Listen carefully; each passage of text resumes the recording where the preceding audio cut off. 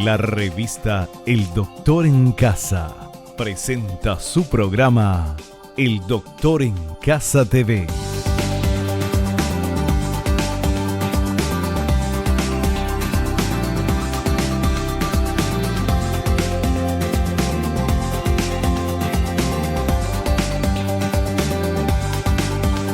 Con la conducción de Vivi Landó.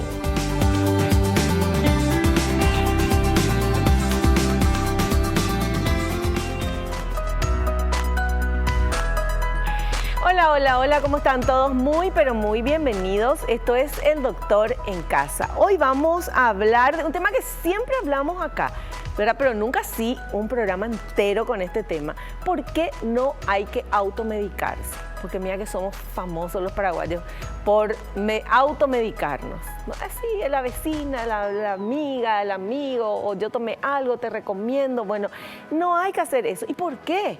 Eso le vamos a preguntar a nuestro invitado, el doctor Carlos Ortiz Ovelar, especialista en medicina interna y terapia intensiva, miembro de la Sociedad Paraguaya de Medicina Interna, miembro de la Sociedad de Medicina Crítica y Cuidados Intensivos, actual miembro y presidente de TAS, que es el Tribunal de Acreditación de Sociedades, de la Sociedad Paraguaya de Medicina Crítica y Cuidados Intensivos, miembro de la Sociedad Iberoamericana de Terapia Intensiva y ex jefe del Departamento de Medicina de Cuidados Intensivos del Instituto de Previsión Social. O sea, que alguien que entiende muy bien de este tema. Vamos a hablar en instantes nada más con él, porque no hay que automedicarse. Y vamos a ver qué es lo primero que salió cuando comenzamos a investigar sobre esto. Fíjate en esta placa. Alrededor del 80% de la población del país se automedica, según los datos del Ministerio de Salud Pública y Bienestar Social. Esto significa que unos 5 millones de paraguayos toman medicamentos por decisión propia, sin que estos fármacos hayan sido indicados por un profesional. Esta práctica, antes que brindar beneficios para la salud, puede implicar riesgos por los efectos colaterales de los medicamentos que incluso pueden generar adicción. Bueno, y ni qué hablar de los antibióticos, ¿verdad? Que tomamos como si fuera, no sé, una agüita y después hace tanto daño. Por eso, de eso vamos a hablar con nuestro invitado en instantes nada más.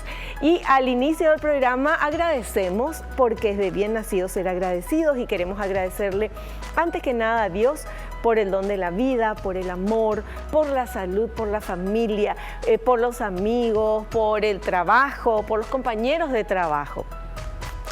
Es de bien nacido ser agradecidos y nosotros comenzamos de esta manera nuestro programa, con mucha energía, con mucha alegría, con mucho agradecimiento. Yo por estar acá haciendo este programa que me encanta y agradeciéndote a vos que estás ahí del otro lado, porque este programa está hecho para vos.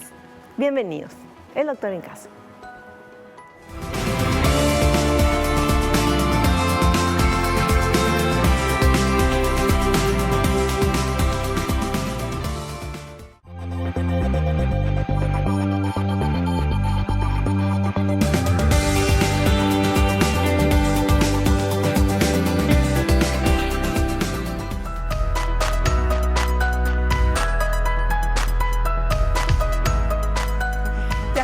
Con nuestro invitado, él es el doctor Carlos Ortiz Ovelar. ¿Cómo le va, doctor? Bienvenido al programa, qué gusto tenerlo acá. Buenas tardes, Vivi, ¿cómo está? Tanto tiempo, ¿verdad? Es un placer también estar para mí con toda la teleaudiencia y sobre todo un tema bastante actual, ¿verdad? Como es automedicación. Así mismo. Yo decía al inicio del programa que esto siempre hablamos, o sea, siempre con el médico que esté acá, con el profesional que esté acá, siempre tocamos ese tema de que no hay que automedicarse. Ahora, el programa de hoy es exclusivamente para que nos explique el doctor por qué no hay que automedicarse. ¿Qué pasa si uno toma nomás el medicamento que ya antes le dio el doctor, no sé, hace 2 meses, consultamos, nos da un medicamento, ese medicamento es bueno, entonces ya nos vamos y compramos nomás y tomamos la próxima vez? ¿Por qué no hay que hacer eso, doctor? Sí, en primer lugar, todo lo que dijiste es muy cierto, ¿verdad? Habitualmente tomamos, digo, porque incluso hay médicos que hacen lo mismo, ¿verdad? Es una costumbre bastante frecuente de tomar, sobre todo en familia, ¿verdad? En familia, amigos, compañeros de trabajo, etcétera. Y realmente muchas veces todas las automedicaciones irresponsables le llamamos cuando no está dirigido por un médico, que sea su médico de cabecera, por ejemplo, ¿verdad? Está la responsable donde el médico puede, en cierta manera, medicarle por un síntoma y después verle, ¿verdad? Si es que no mejora. Y esto tiene varios factores, ¿verdad? Varios factores que pueden producir daño, incluso internaciones, ¿verdad? Incluso puede llegar a terapia intensiva, que yo hago las dos especialidades, clínica médica y terapia intensiva. ¿Uno puede llegar a terapia intensiva por tomar un medicamento? Puede llegar a terapia intensiva. Hay un % de todo lo que se interna, que habitualmente llegan en sala nada más, pero pueden llegar a terapia intensiva por las consecuencias, sobre todo de las interacciones de algunos medicamentos y de las enfermedades propias de algunos pacientes, ¿verdad? Un ejemplo así bastante claro, ¿verdad? Un paciente que puede ser joven, adulto, mujer, que tenga una arritmia cardíaca, ¿verdad? Y esté tomando sus antiarrítmicos y tome un medicamento antigripal que se llama pseudoefedrina. La pseudoefedrina, por ejemplo, es un medicamento muy común de todos los antigripales. Y si toma eso más de la dosis inapropiada, en tiempo inapropiado, y entonces no es por kilo peso tampoco, desencadena una sobredosis de excitación al corazón y puede generar una arritmia.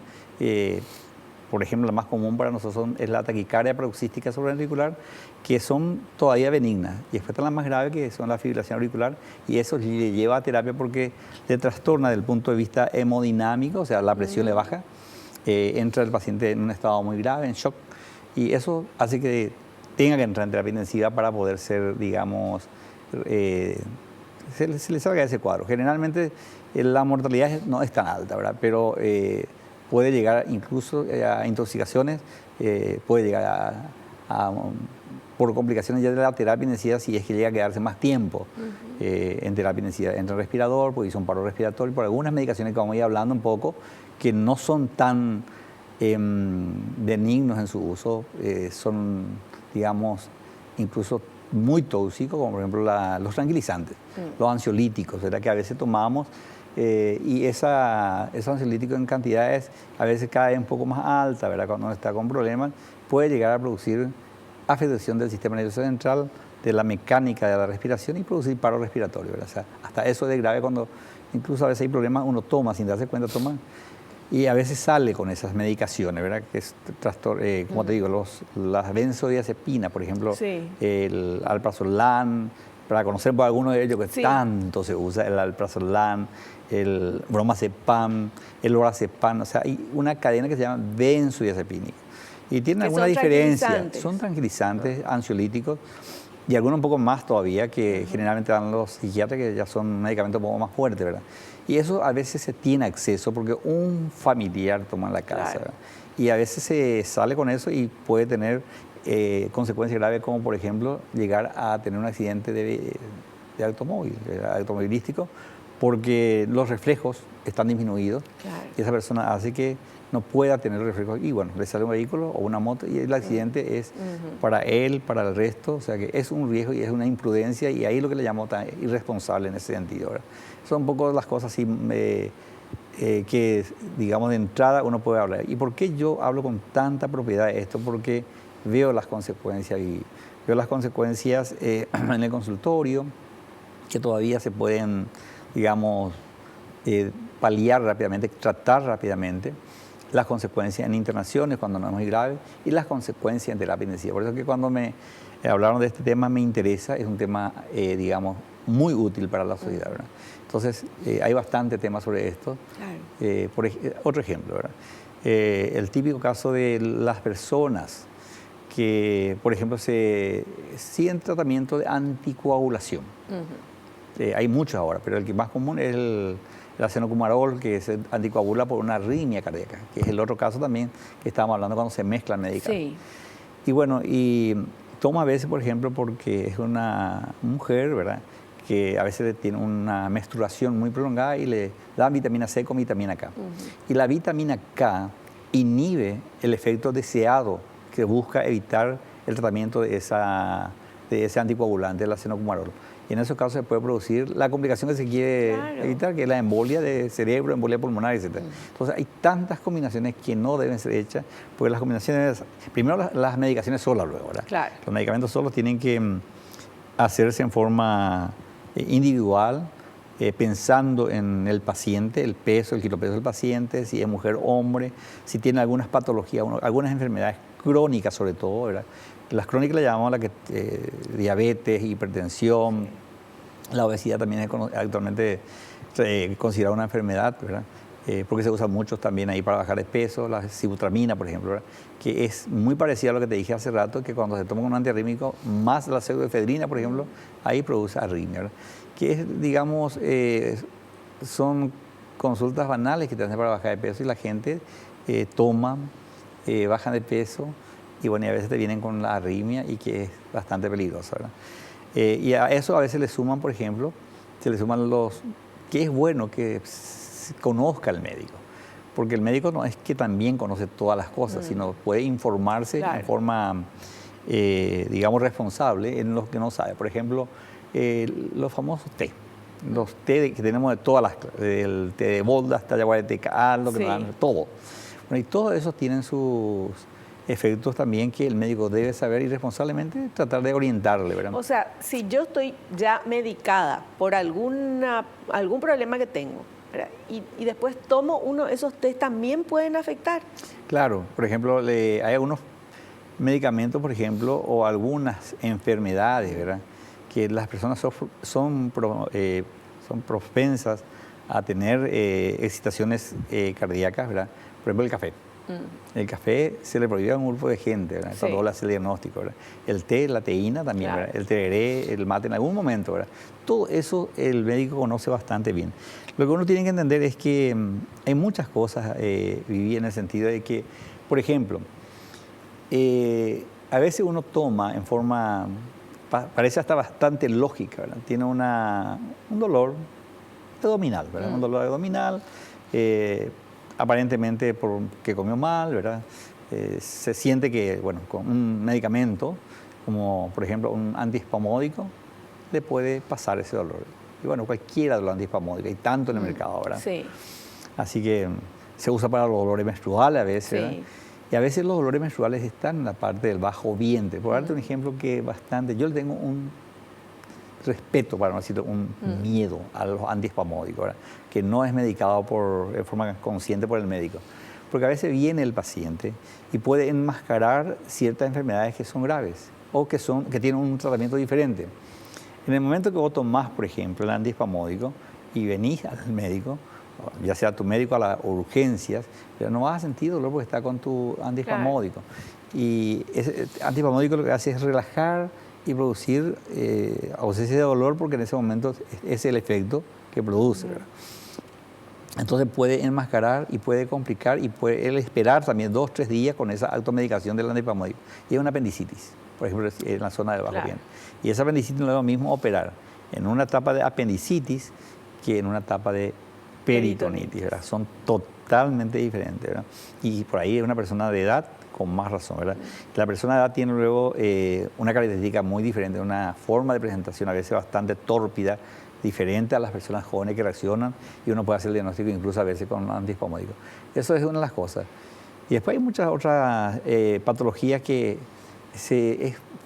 no sé si es folclórico, pero es común que ya toma el ibuprofeno, por ejemplo. Sí. Ibuprofeno para dolor de cabeza, para dolor de garganta. Da la sensación de que ese ibuprofeno es un medicamento, no sé, inocuo. Sí. Inocuo y que uno no piensa que puede tener consecuencias. El ibuprofeno, hablando en personas sanas, no todavía ni en personas enfermas, ¿verdad? Porque hay varias, está el naproxeno, que también, o sea, hay varias familias del ibuprofeno, que son los antiinflamatorios no esteroideos, se llama, ¿verdad? Meloxicam, hay muchos, ¿verdad? En el mercado es lo más común. El calmante más común es el paracetamol, que es el paracetamol, el efedrán, y bueno, los AINES, que son antiinflamatorios no esteroideos, que es una población muy grande. Y eso al tomar así de vez en cuando, ¿verdad? O tomar, algunos toman por dolores crónicos, ¿verdad? El ibuprofeno. El ibuprofeno. ¿Qué hace, por ejemplo? Y puede producir gastritis, ¿verdad? La gastritis generalmente es tratable y es curado totalmente con un buen tratamiento a tiempo y con algún régimen dietético y algunas actividades, ¿verdad? Pero si esto pasa, ¿verdad? formando el estómago, la pared de la mucosa gástrica o duodenal, comienza a afectarse. Comienza a afectarse en forma gradual hasta producirse una gastritis, una úlcera, y puede haber una perforación incluso de eso, que puede producir una hemorragia digestiva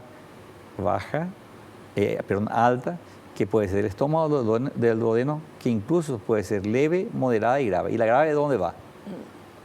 La leve queda generalmente en el conductorio, la moderada a veces interna, las hemorragias, te digo. Siempre cuando sale sangre te internas. Pero la grave te mata. O te lleva a terapia intensiva, ¿verdad? Entonces, eso es lo que a eso llegamos, ¿verdad? O sea, que hay cosas así tan, digamos, parece banales, que son consecuencias tan graves que veo yo, ¿verdad? Claro, pueden haber medicamentos como el ibuprofeno, por ejemplo, que usted estaba diciendo, que es venta libre, ¿verdad? Que vos decís, bueno, nada, no hay ibuprofeno, ni es nada, ¿verdad? Y uno toma, le duele la cabeza, toma eso, tiene no sé qué, toma eso, y ya se tiene en la cartera, ya se tiene en el cajoncito del escritorio, donde sea. Y al tomar eso tan inocente, estamos dañando toda la parte, podemos tener gastritis, podemos tener hemorragia, podemos irnos a terapia intensiva. Así mismo. Y es tan interesante lo que está diciendo, porque eso de la farmacia es una cuestión también que es cierto. La familia, todos tenemos en nuestro hogar un poco con los medicamentos que fueron sobrando de tratamientos anteriores, ¿verdad? Y después vamos a tocar un poco más extensamente lo que es el antibiótico, visto que en la presentación hiciste. Eso hay que hablar un poco más de eso, ¿verdad? Eso vamos a hablar, doctor. Esta musiquita nos indica que tenemos que ir al perfecto, corte. Vamos a hacer un corte, vamos a seguir hablando. Que yo sabía que antibióticos, con mucho respeto, pero ibuprofeno, no sabía que era eso. Vamos a ir descubriendo más cosas. Volvemos ya.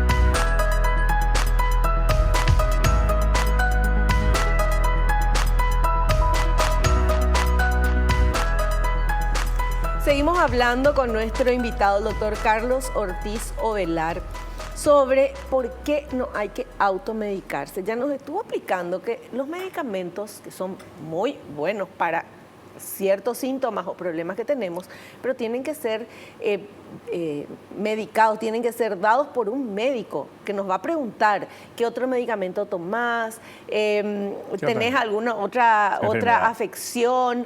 Porque si nos vamos y le decimos a un médico, no le contamos que estamos tomando un montón de medicamentos y le decimos, ay, estoy con la nariz tapada, ¿qué me puede dar? Que parece algo tan leve, pero si yo ya tengo una cantidad de pastillitas que estoy tomando por otra cosa, eso puede juntarse y hacer una bomba explosiva que no es positivo. Es correcto, ¿verdad?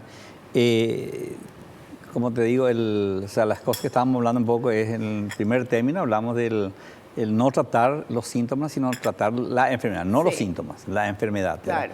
Eso es lo que hablamos al comienzo. En el segundo lugar, que comentaba un poco al principio, que también es un tema muy importante, es la farmacodependencia, ¿verdad? ¿Qué es la farmacodependencia? Y bueno, hay que comenzar a tomar una medicación porque hoy estás un poco cansada o porque estabas nerviosa. Y bueno, y eso pasa con esta medicación que hablamos mucho, ¿verdad? Los ansiolíticos, los tranquilizantes. Y se comienza con 0,25, por decirte que es la dosis más baja, y uno va aumentando eso, ¿verdad? Y eso genera una adicción, una dependencia para dormir ya después o para hacer algunas cosas. Hay varios medicamentos que generan dependencia, pero hablo de lo más típico para que se pueda entender ese mensaje, ¿verdad? Entonces también cuando uno tiene esa dependencia, ¿verdad? No trate de dejar solo, no va a dejar, le va a ser muy difícil, pues se producen efectos rebotes, es bastante. Entonces también hay que acudir al médico y el médico le va diciendo cómo se deja estos medicamentos, porque hay que buscar hacerlo en forma gradual, ¿verdad? Sobre todo si ya hace mucho tiempo. Y por allí se mezcla con otras sustancias que también es muy frecuente en adultos o jóvenes, pero en jóvenes sobre todo es mezclar con alcohol, ¿verdad? Claro. Eso produce un estado de euforia, incluso a coma, ¿verdad? Es que es otra de las causas que lleva también a ese lugar. ¿Qué medicamento puede llegar a coma? Llevar los medicamentos mezclados, por ejemplo, todas estas que te dije, las de acción central le llamaban, sobre el sistema nervioso central, sobre el cerebro, están todos estos tranquilizantes que le hablé, después están esos se llaman tranquilizantes menores. Después están los tranquilizantes mayores, ¿verdad? Que ya usan los psiquiatras, los neurólogos, sobre todo los psiquiatras. Y eso mezclado con alcohol, ¿verdad? Genera un efecto muy agresivo de la persona o un efecto, digamos, totalmente, hasta le bloquea la corteza cerebral, se llama, y le puede llevar a un coma, ¿verdad? De acuerdo a la cantidad de bebida alcohólica. O sea, si uno toma estos medicamentos, tiene que ser consciente que no puede tomar como bebidas alcohólicas, ¿verdad? ¿Y en los antibióticos, que no se puede tampoco tomar alcohol con antibiótico, o si se puede, qué pasa? ¿Corta el efecto del antibiótico o potencia el efecto del alcohol? ¿Cómo es eso, doctor? Esa es una buena pregunta, ¿verdad?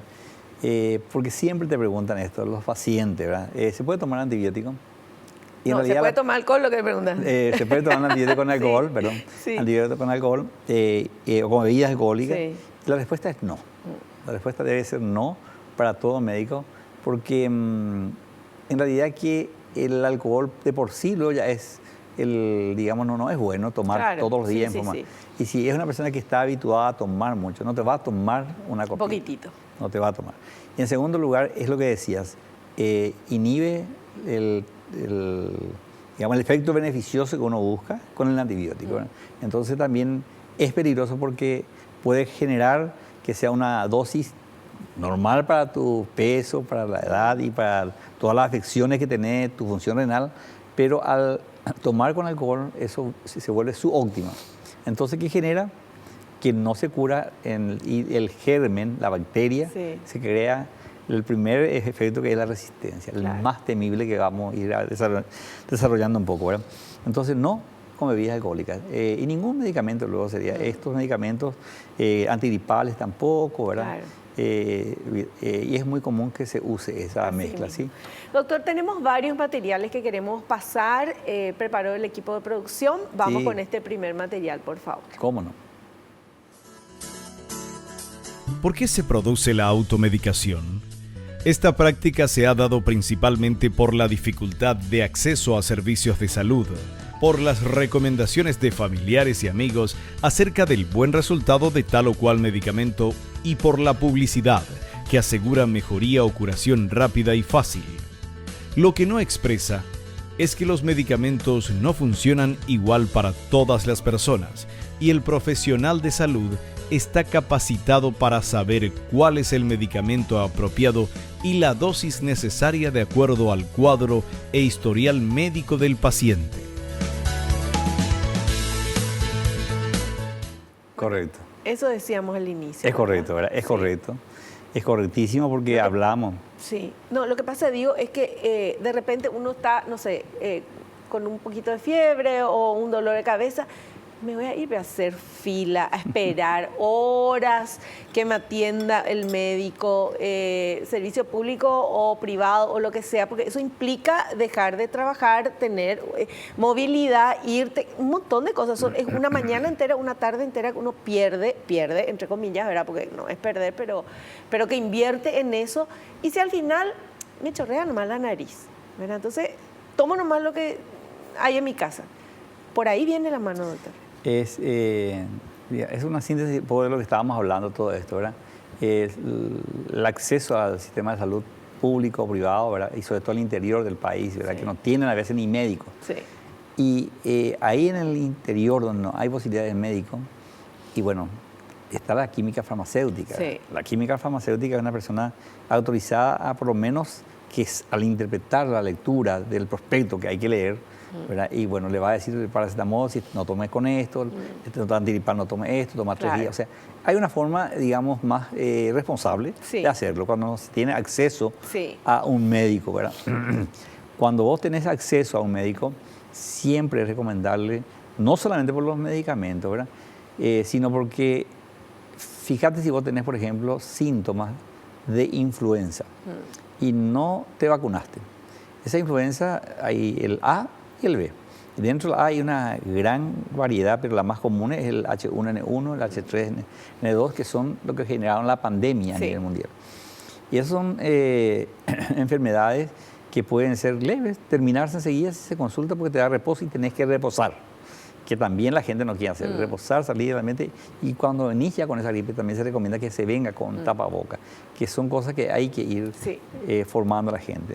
Y tomar y se puede cortar, ¿verdad? Hay virus que se trata en pacientes de riesgo, por ejemplo, embarazadas, obesos, hipertensos, diabéticos, pacientes crónicos. Se toma el oseltamivir. Y la familia que es de riesgo, estuvo en contacto, también debe tomar como profilaxis. Por eso lo que vos decías, esto es interesante, un poco, no sé si folclórico, pero sí es muy común que a mí me hizo bien, toma todo lo que decíamos. Pero hay una cuestión que también yo quisiera, digamos, porque, digamos, por decir algún ejemplo, ¿verdad? Unas cosas que queremos erradicar hace tanto tiempo en la fiesta de Navidad y Año Nuevo son los explosivos y no se puede evitar. Bueno, y acá también, entonces, si uno va a automedicarse, ¿verdad? Lo ideal sería que hable con su médico, ¿verdad? Y si no puede, con una farmacéutica. Y si no tiene los acceso a ninguna de esas, que lea por lo menos el prospecto. Que entiende y bueno. Claro, porque hay que leer porque dice para qué es el ¿para medicamento. Qué? Y la dosis. La dosis y también los efectos colaterales. Y también dice quienes no pueden tomar, no leemos el prospecto, quienes no pueden tomar. Porque de repente vos mirás y dice embarazada. Bueno, embarazada más o menos, las embarazadas saben que no pueden tomar cualquier medicamento, pero ahí dice si tiene presión alta, si tiene presión baja, si alguna cosita que puedes tener y te va a hacer daño, ¿verdad? Así mismo. Yo, mira, considero que desde el momento que una persona, ¿verdad? Digamos, le medica, esa persona tiene que pensar que les puede perjudicar antes que beneficiarle, ¿verdad? Y la persona también que ingiere, el que toma y que asume esa responsabilidad de tomar para su cuerpo, también puede perjudicarse enormemente. Entonces, que no haga ni el uno ni el otro, ¿verdad? Perfecto. Vamos con este siguiente material, por favor. Mal uso de medicamentos. Mal uso de medicamentos. Además de la automedicación, el mal uso de los fármacos, recetados o no, también constituye un problema. Muchas personas no utilizan correctamente los medicamentos. Algunos pacientes llegan al consultorio ya con dolores en la zona gástrica. Al realizarle la revisión y preguntas, el especialista puede encontrar que esos dolores eran causados por una automedicación. Al retirar el fármaco, desaparece el dolor. Esto es porque el paciente estaba tomando medicamentos de más. Pero eso es nuevo, o sea, puedes tener dolor porque estás tomando mal o más cantidad de medicamentos. Hay dos cosas interesantes allí, Vivi, ¿verdad? Que estés tomando mal y que te produzca dolor el medicamento cuando en realidad vos tomas para calmarte. Claro. Y esos son los AINES que hablamos vos, los AINES que significan antiinflamatorios, antiinflamatorios no esteroideos. Los esteroideos son los corticoides, que ese es todo un tema que podemos hablar también. Pero ahí está toda la familia que te dije, el naproxeno, el meloxicam, el ibuprofeno, hay un montón de todo lo que sean antiinflamatorios entra en esta categoría. Entonces eso vos tomás y el solo hecho de retirar ese medicamento terminó la gastritis, se cura. ¡Qué increíble! Pero es más todavía, ¿verdad? Vos a veces tomás esos medicamentos y algunos incluso te dicen, tómale omeprazol. No, ese omeprazol supuestamente te recubre no sé qué gástrico y con eso vos podés comer y podés tomar lo que sea que no te hace daño y no es así. No es así, por lo que comentabas un poco. El omeprazol es bien utilizado, es útil. Claro. Y hay varias familias que han aparecido, esomeprazol, lansoprazol, etcétera. Toda una familia también, pues la medicina es así, rapidísimo, uno tiene que estar actualizado para entender esto. Lo que pasa es que a veces enmascaran un cuadro que tiene gastritis, pero no es producido por el medicamento, sino es producido por un bicho que se llama Helicobacter pylori. Y el Helicobacter pylori vas a tomar, te va a pasar. Tomás otros 3 días. Tomás omeprazol y te pasa si tenés el bichito. Pero nunca te va a curar hasta que pueda avanzar lo que dijimos. Claro. Pero puede avanzar lo que dijimos, incluso producirse metaplasia y generar incluso un paciente predispuesto genéticamente a hacer cáncer, ¿verdad? Dios mío. O sea que es grave, ¿verdad? Entonces, de todo punto de vista, sobre todo cuando esto es un hábito. Claro. Es un Pero hábito. además, doctor, si uno tiene dolor, tiene que consultar con el médico, porque si no, si vos tenés dolor y tomás nomás un medicamento que te hace pasar el dolor, lo que te hace pasar el dolor no es la causa de ese dolor.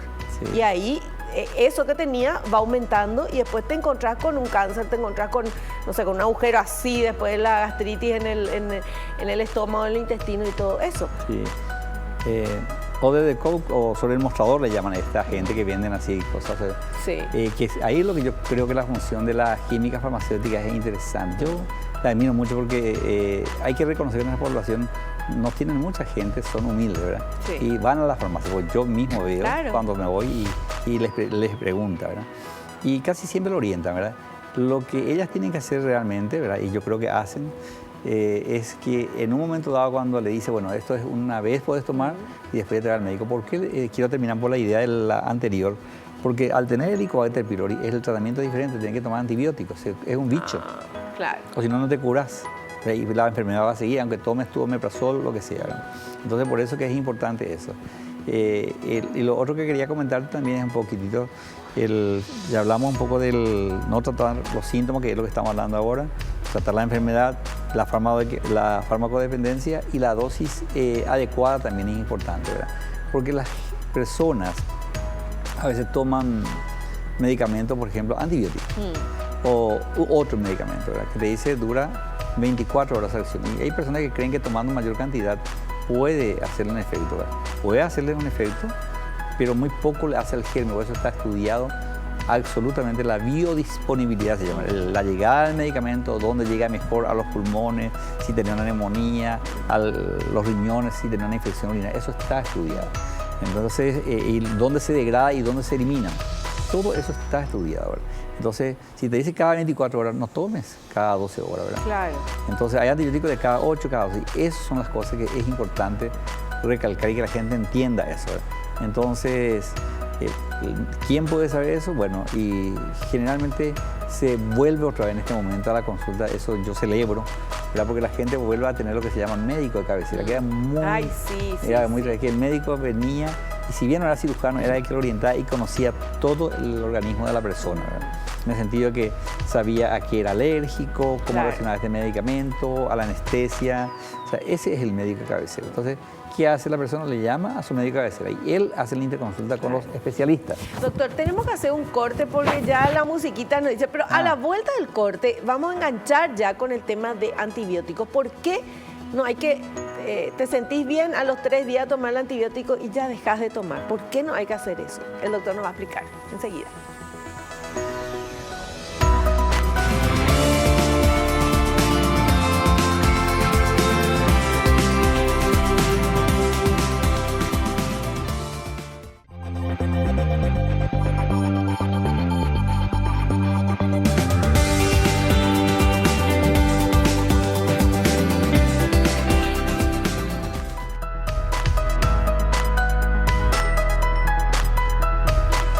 Hablando con nuestro invitado, el doctor Carlos Ortiz Ovelar, sobre por qué no hay que automedicarse. Y yo le quería consultar al doctor el tema de los antibióticos. Sabemos que no se tiene que tomar antibióticos así nomás, que uno no puede automedicarse, eso, que hay que consultar con el médico. Pero además, doctor, lo que yo descubrí hace unos años nada más, gracias a este programa, Sí. es que si el médico te dice, toma 7 días o 5 días este antibiótico, de repente uno en el tercer día ya se curó.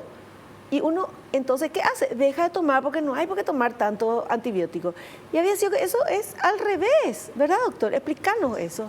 Bueno, es muy importante esta pregunta porque es una preocupación no solamente mía, ¿verdad? A nivel mundial, que vamos a llegar a eso, que es la resistencia de los antibióticos a los gérmenes, a las bacterias o a los bichos, ¿verdad? Que genera una preocupación porque cada vez se hacen más antibióticos y todos los antibióticos se están volviendo resistentes. Tal es así que incluso los pacientes que entran en terapia intensiva a veces no tienen, son antibióticos muy caros, difíciles de conseguir y con muchos efectos colaterales que incluso si esos En este momento hay en una parte del mundo que se creó resistencia incluso a eso que teníamos, ¿verdad? O sea, va avanzando, porque el germen no es que se queda tranquilito ahí, ¿verdad? Entonces, si vos no tomás en forma adecuada, como estabas comentando, en la dosis adecuada y en el tiempo que te indica tu médico, entonces no se genera el ciclo de cortar la infección. Eso en primer lugar. En segundo lugar, es importante cuando vas a tomar antibiótico que el médico diga sí es para antibiótico, porque la mayoría de las veces, hay momentos en que uno decide tomar antibiótico por teléfono.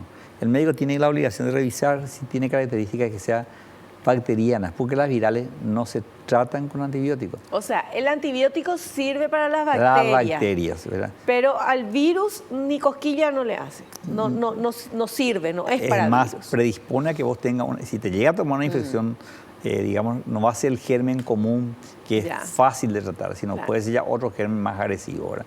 Entonces, en primer lugar, generás un tratamiento que estás pagando por algo que no te sirve. En segundo lugar, le estás perjudicando a tu organismo porque estás tomando algo que después puede venir otra infección que no te está protegiendo porque vos estás tomando antibióticos.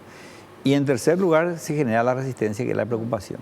Entonces, la recomendación así concreta es, el antibiótico es un medicamento útil, que bien utilizado cura las bacterianas, ¿verdad? Y tiene algunas características. Las virales casi siempre son...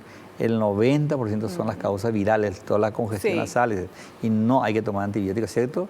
Algunos que el médico decide, al entrar en terapia, decía por un H1N1, la influenza le cubre por antibiótico por algunas razones científicas. Claro. En ese caso, el médico decide. Pero es el médico. Entonces, eso lleva a muchas consecuencias. Yo diría en este momento que el antibiótico, si nosotros vamos a usar... sobre todo lo que comentabas un poco al principio, esto es muy importante para el antibiótico. Si yo tomo un medicamento, cefixima, o amoxicilina, o eritromicina, ¿verdad? Cada uno tiene lo que comentaban para lo otro, que es para esto específicamente es demasiado importante. El tiempo de acción, los efectos colaterales que el médico tiene que saber y sabe, para que te pueda comentar, ¿verdad? Alguna diarrea, por ejemplo. Hay antibiótico que vos tomás y da diarrea, ¿verdad?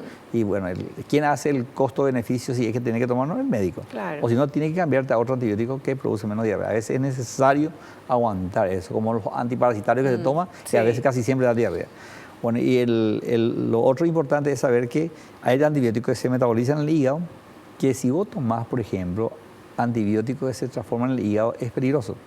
Si se eliminan por los riñones y vos tenés una falla renal y tomás antibióticos, tarda más tiempo, entonces se acorta, uno tiene que ir ajustando la dosis de antibióticos. Y eso solo el médico puede hacer. Porque, doctor, pasa que de repente uno dice, ay, sí, esta gripe que ya no me pasa más, voy a tomar ya antibiótico para cortar, es como que es más fuerte y eso es mejor. Y no es así, nos estamos dañando. Y las mamás que le damos a los niños, eso es lo peor. A los niñitos, ¿verdad? Que está resfriado, que tiene... Bueno, ya le voy a dar un antibiótico, dice la mamá, con toda la buena voluntad y el amor de una madre, pero con toda la ignorancia que tenemos porque no somos médicos. Sí, esa es una cuestión que quiero redondear un poco para terminar esta parte. Como te dije, yo hago la parte de consultorio y la parte de terapia intensiva y la parte de internaciones. Entonces, es una gran preocupación, ¿verdad? Y yo dejo como un mensaje, ¿verdad? Para toda la población y toda la teleaudiencia que nos está escuchando, ¿verdad? Que seamos conscientes sobre todo con el antibiótico. El antibiótico, al crearse resistencia y tocar con las manos, a veces uno lleva esos gérmenes en la casa, ¿verdad? Estando en un sanatorio, a lavarse las manos, a cuidarse, ¿verdad? Es una costumbre, hay alcohol y no se usa, ¿verdad? O sea, usar las cosas que están para lavarse las manos. El lavado de manos impide que, digamos, prácticamente el 95 al 99%, según los trabajos internacionales, pueden evitar que vos lleves gérmenes del hospital, que se llaman intrahospitalarios, que no siempre son lo más agresivos, porque ¿cómo se clasifica así a grandes rasgos para terminar esto? Intrahospitalario es cuando una infección te toma dentro del hospital. Sí. Puede ser tan agresivo como el extrahospitalario, cuando te toma fuera del hospital. Por ejemplo, ¿cuál es una enfermedad grave que te toma fuera del hospital? La meningitis al neumococo. Claro. Fuera, es extrahospitalario. O sea, no estamos hablando de gravedad, sino el lugar donde te toma. Pero sí, que te tome una bacteria multiresistente fuera del hospital, eso sí es grave y existe ahora. Gérmenes comunes como el estreptococo, ¿verdad? Son resistentes a antibióticos comunes que antes usábamos. Entonces, todo eso sí uno puede tener en cuenta queridos oyentes, es importante, ¿sí? Es importante. Importantísimo. Bueno, vamos a ver este siguiente material, por favor, ¿les parece? A ver. Riesgos más frecuentes de automedicarse. El paciente puede recibir un diagnóstico incorrecto, dado que la enfermedad puede enmascararse detrás del medicamento recibido. La no consideración de los efectos secundarios puede resultar fatal, creándose reacciones adversas o resistencias al medicamento. Ocurren farmacodependencias, sobre todo en los inhibidores del sistema nervioso central, sedantes, ansiolíticos, fármacos para dormir. Una sobredosis puede provocar desde irritabilidad, caídas, accidentes de tránsito, hasta un paro cardiorrespiratorio. Puede haber reacciones alérgicas que no necesariamente ocurren en la primera toma. Intoxicación o sobredosis, que generalmente se manifiestan a través de náuseas, vómitos, visión borrosa, temblores, lesiones cutáneas, insomnio. Es así, doctor, ¿verdad? Impresionante. Y el tema de las vitaminas, doctor. Sí, realmente eso también quería explicarte un poco, ¿verdad? Es muy común. Ayer nomás me llamó una amiga, ¿verdad? Y me preguntó una vitamina para dar al hijo, ¿verdad? Viste que ahora se trae vitamina el famoso, o sea, hay muchos, hay varios, ¿verdad? Que se conoce, ¿verdad? Que se traen del exterior y se usan, ¿verdad? Y si, algunos toman, y algunos te preguntan. La falta de vitaminas se llama hipo, disminución. La falta de hierro se llama también hipo, ¿verdad? Disminución. Y eso el médico tiene que prescribirle porque produce anemia, vitaminosis, lesiones de piel. La hiper, que es el exceso de vitaminas que están en todos estos medicamentos, es importante la pregunta que me hiciste, porque hay algunas enfermedades, psoriasis, por ejemplo, que te dan una crema y te pones de por vida esa crema porque y no. Las cremas hay que cambiando por los antibióticos se van volviendo resistentes. Tiene corticoides, a veces hay más moderno y que produce menos efectos colaterales. Y después te aparecen manchas, ¿verdad? Entonces, las vitaminas es lo mismo.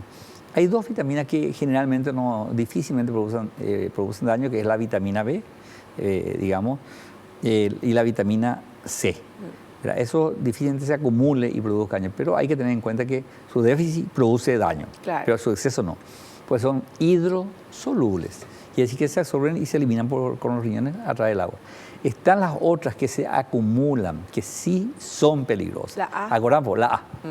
La A que está, digamos... La A, pues, yo sé, porque esa es para la piel, entonces siempre yo busco algo para la piel y después descubrí que no podés tomar nomás así como quieras. Así mismo, vos podés tomar vitamina A, y está en intoxicación aguda porque tomás 2, 3 pastillas porque querés ponerte linda, porque querés que mejore tu menos piel. arrugas. Sí, así mismo. Y eso generalmente no es tan grave, porque deja de tomar y es un ciclo, produce náuseas, vómitos, malestar. ¿Te imaginas? Te imaginas lo que te hace, ¿verdad? Y bueno, no sabes a veces, ¿verdad? Si consultas al médico te va a decir, bueno, es por eso.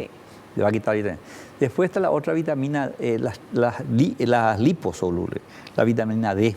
No sé si escuchar, está de moda también, ahora que falta vitamina D. No se sabe todavía muy bien, se están haciendo estudios acá en el Paraguay, que hay déficit de vitamina D. Hay varios nombres comerciales que habrás escuchado también, y la teleaudiencia habrá escuchado también, ¿verdad? Que eso también, cuando es crónico, es más delicado, porque agrieta las lenguas, agrieta los labios, la piel también arruga. O sea que todo lo contrario de lo que uno buscaría, el exceso, la vitamina D, por decirlo de alguna forma también.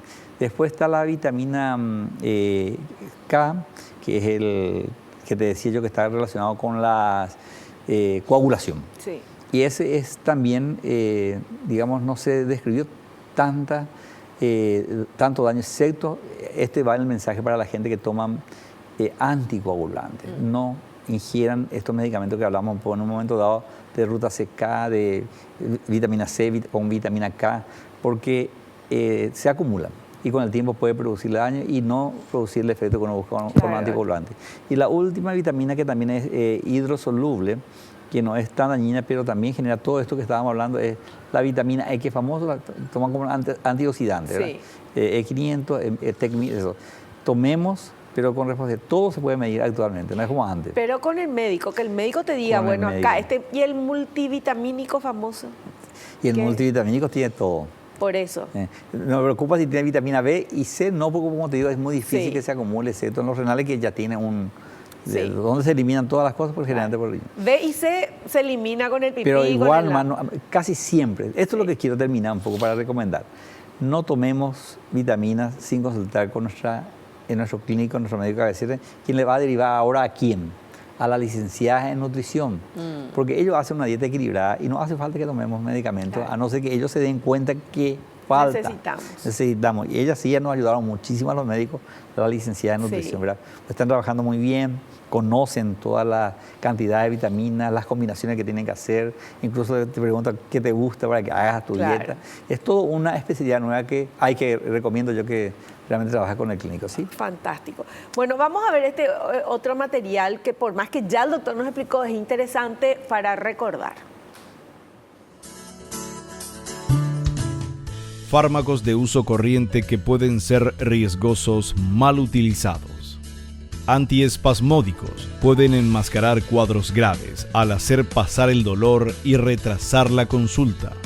Analgésicos. Se ha comprobado que el ácido acetil salicílico y sus derivados en niños puede causar daño hepático si se administra mientras se padece una enfermedad viral. Antiinflamatorios no esteroidales. Están relacionados directamente a cuadros de gastritis y hemorragias digestivas. Vitaminas pueden dar efectos colaterales propios de la sobredosis de las vitaminas. Antibióticos generan una situación conocida como resistencia medicamentosa de los gérmenes. Cremas tópicas. La presencia de corticoides pueden exacerbar cuadros infecciosos de hongos o bacterias y ocasionar manchas. Antihipertensivos. Podrían producir efectos perniciosos, además del rebote de las cifras de presión arterial. Diuréticos. Muchos ocasionarán efectos adversos, como la pérdida de electrolitos, suba de azúcar o lípidos. Antiácidos pueden interferir con la utilización del fósforo en el organismo o producir daño renal, en muchos casos irreversible. Descongestionantes nasales, su abuso o sobredosificación puede producir convulsiones, taquicardia, alteraciones del estado de conciencia. ¡Qué bárbaro, doctor! Sí, y fíjate que son medicamentos de uso común. El descongestionante nasal, hay gente que no vive sin su gotita para la nariz. Hay algunos muy comunes en el mercado, ¿verdad? Por una cuestión ética, no digo el nombre comercial. Tienen varios componentes, entre ellos tiene corticoides y con el tiempo genera dependencia. Y no puede vivir sin eso, como decir, de noche, cada 2 horas, e incluso entrando en internado te pide, ¿verdad? Y eso también se puede quitar. Se puede retirar, se puede hacer con un cambio de otro que no tenga esa dependencia, pero el médico debe quitar eso. No está permitido automedicarse siempre con este descongestivo nasal. En segundo lugar, los antihipertensivos también es importante.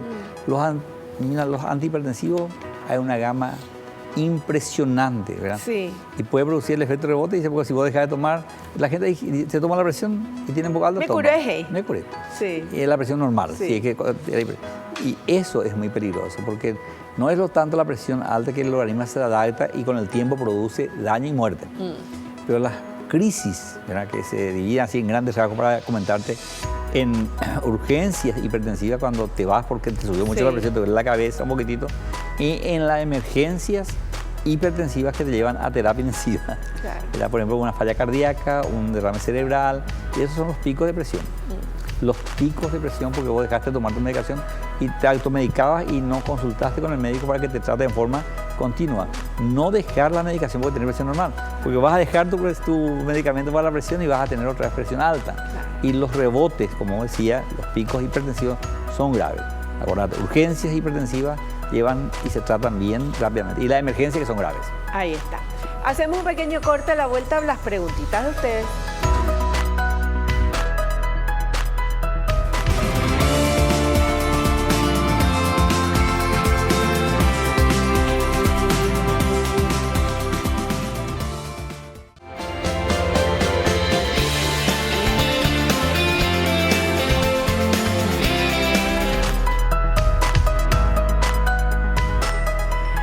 ya nos dicen que no nos queda más tiempo de programa. Doctor, le quiero agradecer muchísimo su presencia aquí en el programa, todo lo que nos estuvo explicando tan bien y con tanta paciencia, y entendimos todo, y lo esperamos en un próximo programa. Muchísimas gracias, Vivi. También vos comenzaste con quiero agradecerle a Dios por la oportunidad esta de brindarle también a toda la televisión. Esto creo que es una cuestión muy loable, muy útil lo que está haciendo para la población.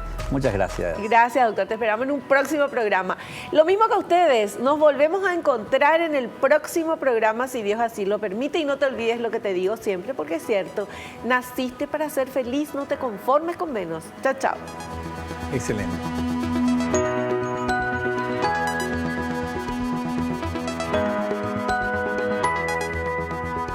La revista El Doctor en Casa presentó a Vivi Landó en el programa El Doctor en Casa TV. Fue una realización de Alicante.